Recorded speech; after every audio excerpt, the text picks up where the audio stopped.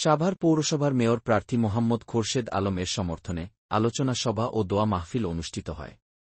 সাভার প্রতিনিধি মোহাম্মদ ওমর ফারুকের প্রতিবেদনে দেখুন বিস্তারিত। ১৩ তারিখ শুক্রবার বিকাল ৪ ঘটিকার সময় সাভার পৌরসভার ৩ নং ওয়ার্ডের কামাল গার্মেন্টসের সামনে সবুজ স্বদেশ যুব সংঘের আয়োজনে সাভার পৌরসভার মেয়র প্রার্থী মোহাম্মদ খোরশেদ আলম এর সমর্থনে আলোচনা সভা ও দোয়া মাহফিল অনুষ্ঠিত হয়। এ সময় অনুষ্ঠানে সভাপতিত্ব করেন মোহাম্মদ মামুন হোসেন এবং অনুষ্ঠানের সঞ্চালনা ছিলেন মিশু হাসান খান ও প্রধান অতিথি হিসেবে উপস্থিত ছিলেন সাবেক ঢাকা জেলা বিএনপির যুগ্ম সম্পাদক মোহাম্মদ খোরশেদ আলম ও সাভার পৌর বিএনপির নেতা মোহাম্মদ মামুন হোসেন সহ বিএনপির 2 লক্ষ মা বোনের ইজ্জতের বিনিময়ে পাওয়া এই স্বাধীনতা আমাদের।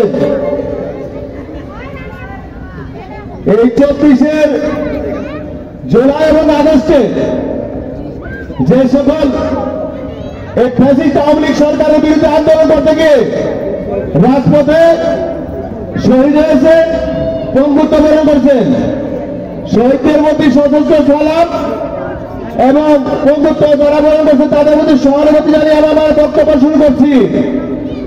ভাইরা, দীর্ঘদিন এই আওয়ামী লীগ ফ্যাসিস্ট সরকার এই বাংলাদেশে ছিল। আমি নিজে আপনাদের কাউন্সিলর ছিলাম। কাউন্সিলর থাকা অবস্থায় এই সরকারের রাজনৈতিক প্রতিহিংসার শিকার হয়ে আমাকে